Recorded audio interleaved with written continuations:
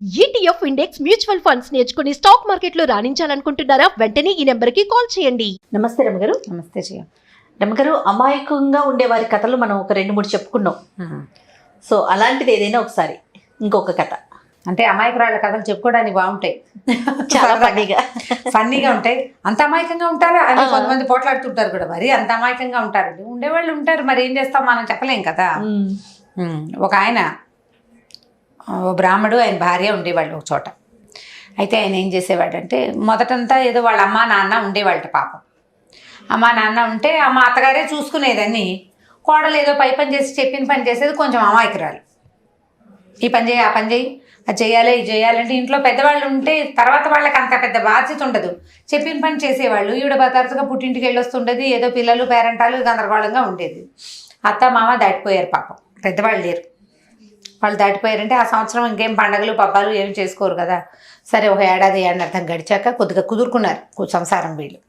అయితే అతను ఏం చేశాడంటే, కొంచెం చింతపండు, ఉప్పు, పసుపు అన్నీ ఏర్పాటు చేస్తున్నట్ట బుట్టలు తెచ్చి అటక మీద దాచిపెడుతున్నాడు. ఎందుకంటే ఇవన్నీ ఇన్ని సామాన్లు తెస్తున్నాయంటే శ్రావణ భాద్రపదాలు వస్తాయే, అప్పుడు ఏమి కుదరదు. శ్రావణ భాద్రపదాల కోసం దాచిపెడుతున్నాను, ఇప్పుడిప్పుడే వాడేసేవు, కొద్దిగా తీసుకుని వాడుకో, అన్నీ వాడవక శ్రావణ భాద్రపదాల కోసం దాచుకోవాలి అని చెప్పేవాడు.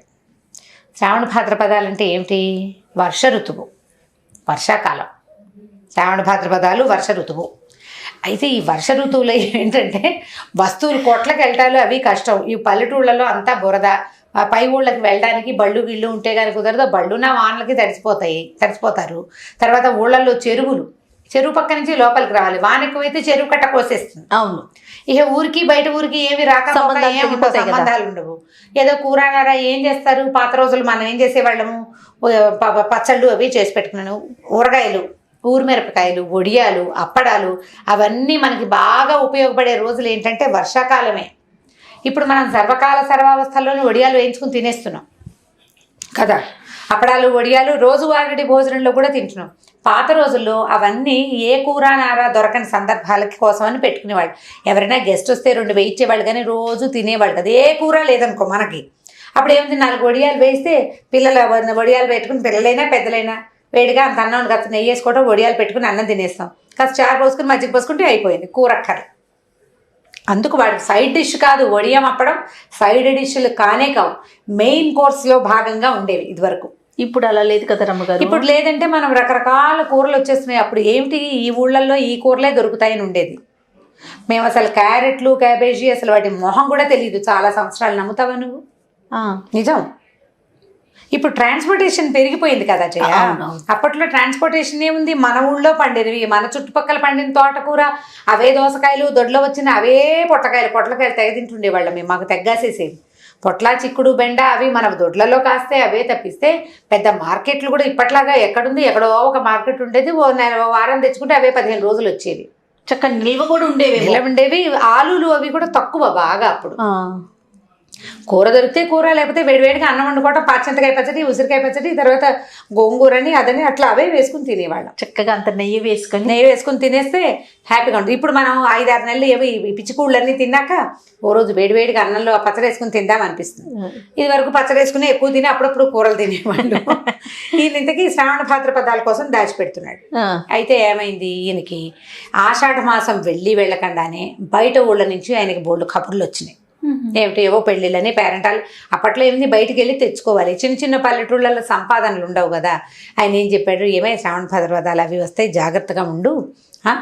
పిల్లలు ఎలాగో మన దగ్గర లేరు, పిల్లలు వేదాధ్యయనానికి ఏదో వేరే ఊళ్ళో చదువుకుంటున్నారు, జాగ్రత్త అని చెప్పి 1 నెల 2 నెలల్లో తిరిగి వస్తాను. అప్పట్లో జరిగేవి ఇవన్నీ, ఇదేం కొత్త విషయం ఏం కాదు. ఇప్పుడు కూడా భర్తలు అమెరికాలు, ఆస్ట్రేలియాలు వెళ్ళాలి ఉన్నాయి కదా. అలాగే ఇంతకీ క్యాంప్ వెళ్ళిపోయాడు ఆయన.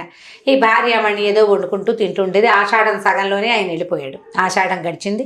సరే, ఏమైంది, పక్క ఇంట్లో ఒక కాపుల కుటుంబం ఉందట. వీళ్ళు ఉన్న దానికి మరి పక్కన మరీ ఆనుకునేం లేదు, కానీ శ్రావణ భాద్రపదం వింటుండేవాళ్ళు. వాళ్ళ ఇంటికి ఒక కుర్రాడు వచ్చాడు చుట్టపు చూపుగా. వాడు ఈవిడ అమాయకత్వం, ఆయన తెలివిగా అన్ని 2 నెలలకు ముందే పెట్టడం తెలుసుకున్నాడు. ఏం చేశాడు, తన ఫ్రెండ్కి ఈ ఊళ్ళో నుంచి వెళ్ళిపోయి ఓ ఫ్రెండ్ని తీసుకొచ్చాడు. ఇద్దరు కలిసి చెరుకో బ్రాహ్మణ వేషం వేసుకున్నాడు. బ్రాహ్మణ వేషానికి ఏముంది, పంచ కట్టుకుని కాస్త మొహం మీద విభూతి పిండి కట్లు పెట్టుకుంటే అయిపోయింది బ్రాహ్మడు. వచ్చి అమ్మ బాగున్నారా, శాస్త్రి గారు ఉన్నారా అని పలకరించారు. శాస్త్రి గారు లేరు బాబు, ఏదో ఊరు వెళ్ళారు, మీరెవరు నాయనండి, మేము శ్రావణ భాద్రపదాలమ్మా అని చెప్పారు. చెప్పంగానే ఆవిడ, అయ్యో నాయన అలాగా, మీకోసం ఎన్నాళ్ళ నుంచో ఏర్పాట్లు చేస్తున్నారు, మీరు రావడం కోసమే చూస్తున్నాను నేను, మీరు ఎప్పుడు వస్తారా అని. చక్కగా వచ్చారు, రండి నాయన, ఈ పూట చక్కగా భోజనం చేసి మీకోసం పెట్టినవన్నీ తీసుకెళ్తారు కానీ అని చెప్పి చక్కగా ఆవబెట్టి తోటకూర పులుసుకూర చేసి ఓ 4 వడియాలు వేయించి గడ్డ పెరిగేసి అన్నం పెట్టింది. ఇద్దరు కలిసి అట లోపల వద్దమ్మ పంచలు వేయండి బాగుందని బయటే విస్తలు వేయించుకుని అన్నాలు తినేశారు. తినేసాక మా కోసం పెట్టిన వస్తువులు ఏమంటే ఆవిడ అటక మీద పెట్టిన అంత చింతపండు, ఇంత బెల్లము, ఓ పెసరపప్పులు గుప్పులు, ఈ 2 నెలలు ఎక్కడికి వెళ్ళక్కర్లేకుండా దాచిపెట్టిన వస్తువులన్నీ బుట్టలు దింపి చేతిలో పెట్టింది. బాబా వీళ్ళు ఏం చేశారు, చక్కగా వాటిని పెద్ద 2 గోను సంచుల్లో మూట కట్టుకుని వెళ్ళేస్తామమ్మా అని వెళ్ళిపోయారు. ఈ శ్రావణ మాసం అయిపోయింది. భాద్రపదం మన ఇది వస్తుంది కదా వినాయక చవితి, చవితి వెళ్ళంగానే ఈయన వచ్చేసాడు. చవితి పండగ అయిపోగానే వచ్చాడు. వచ్చేసరికి ఏమండి వచ్చారా, శ్రావణ భాద్రపదాలు వచ్చినప్పుడు మీరు రాలేదండి. ఈ భాద్రపదంలో రాకపోవడం నీ బొందా, భాద్రపదంలోనే ఉన్నాం మనం అంటే. భాద్రపదంలో ఉండటం ఏమిటండి, వచ్చి అప్పుడే వెళ్ళిపోతాయి నువ్వు అంటుంది. వెళ్ళిపోవటం ఏమిటే, ఈ భాద్రపదంలో ఉన్నాం, ఇంకా వారం గడిచింది అంతే, చవితి పండగ వెళ్ళింది అంతే కదా, ఇంకా 15 రోజులు ఉందంటే. ఏమిటి రోజులు అంటారు, చక్కగా పిండి కట్టలు పెట్టుకుని పళ్ళల్లే ఉన్నారు, చక్కగా వచ్చి వాళ్ళకి ఇచ్చినవన్నీ పట్టుకెళ్ళిపోయారని అనేసరికి తలబడి, ఏమిటి అసలు ఏం చేశావు నువ్వు అనేసరికి నువ్వు శ్రావణ భాద్రపదాలు వస్తాయి అన్నావు. శ్రావణ భాద్రపదాలు ఇద్దరు వచ్చారు, చక్కగా ఉన్నారు లక్షణంగా. పిల్లలు ఇంత ఎత్తు నుండి చక్కగా బొట్లు గిట్లు పెట్టుకుని పంచలు కట్టుకుని లక్షణంగా ఉన్నారు. నేను చక్కగా ఒక తోటకూర పులుసుకో వేసి అన్నం పెట్టాను. వాళ్ళ వస్తువులన్నీ వాళ్ళకి అప్పచెప్పాను. ఏమి ఇచ్చావేనా నువ్వు, అటక మీద శ్రావణ భాద్రపదాల కోసం పెట్టావు కదా, అవే ఇచ్చా, వేరేవేమి ఇవ్వలేదు.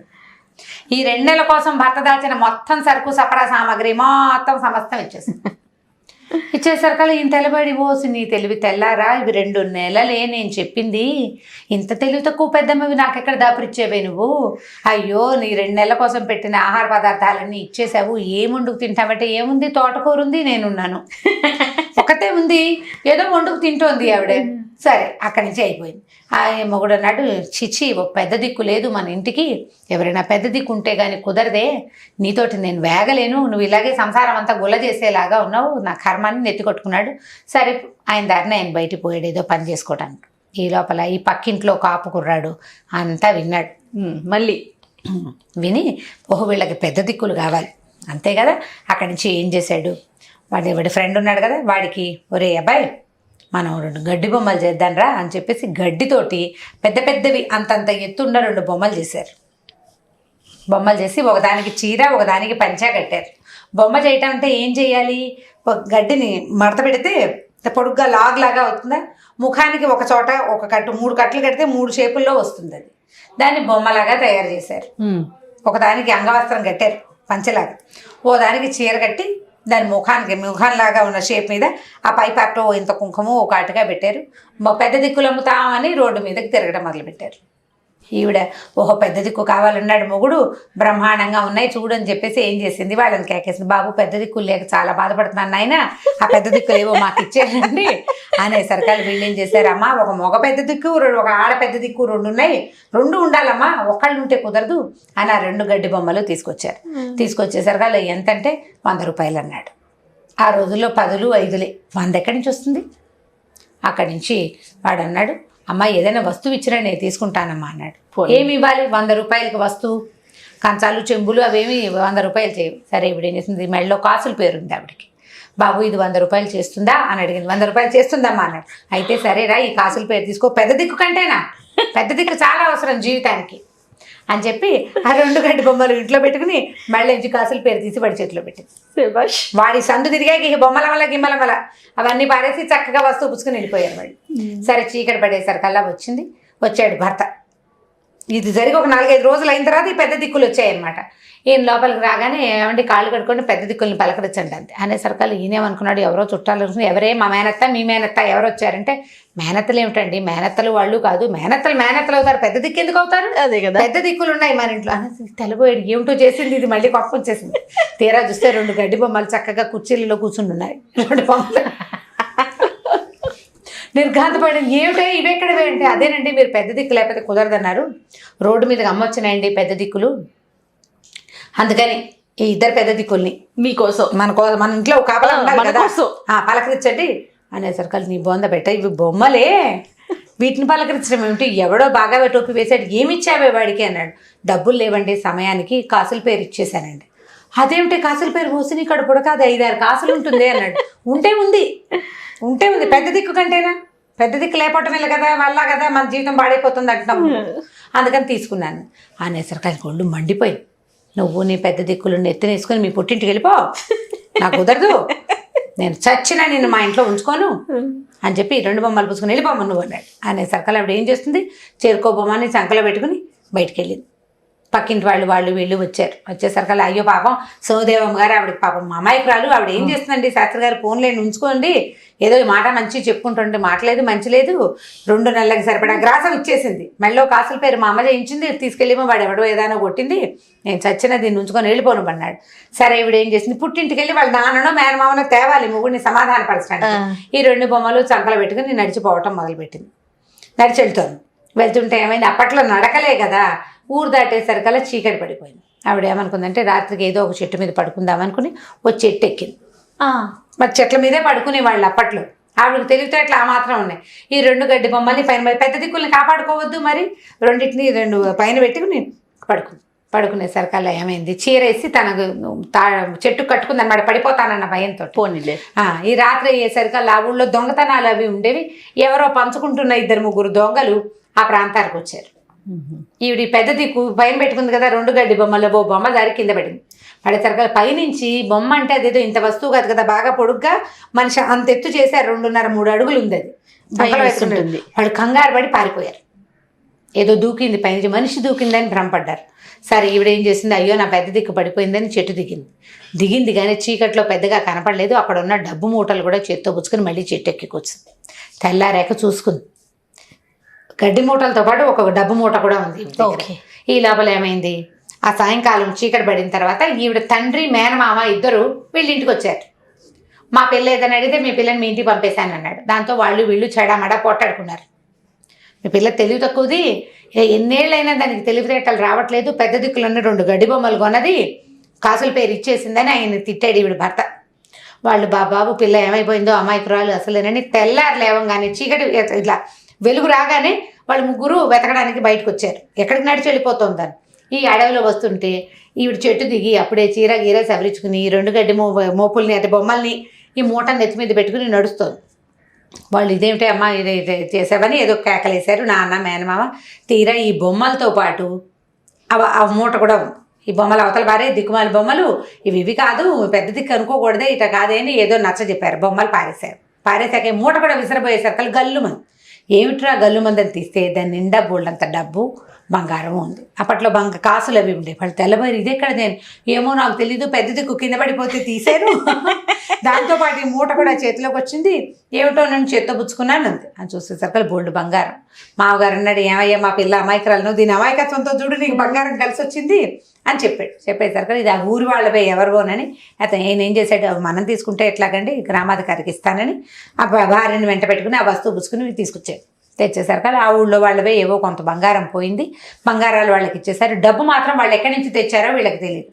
ఆ వచ్చిన దొంగలు ఎవరో తెలియదు కదా. ఈ డబ్బు ఎవరిది కాదండి, ఈ ఊళ్ళో మీరే తీసుకోండి అని ఈ బ్రాహ్మణ ఆయన చేతిలో పెట్టాడు గ్రామాధికారి. ఆ డబ్బు పుచ్చుకుని ఇంటికి వచ్చి భార్యకి తోడుగా ఉండటానికి ఒక కుటుంబాన్ని తెచ్చుకుని దగ్గరలో పెట్టుకున్నాడు అనమాట. డబ్బులు ఉన్నాయి కదా, ఇంకో కుటుంబాన్ని ఏమైనా కాస్త కాచి కాపాడాను. మిగిలినవన్నీ వంట తంటా వచ్చు ఆవిడికి పాపం. ఈ తెలివితేటలు కొంచెం తక్కువ ఉన్నాయి.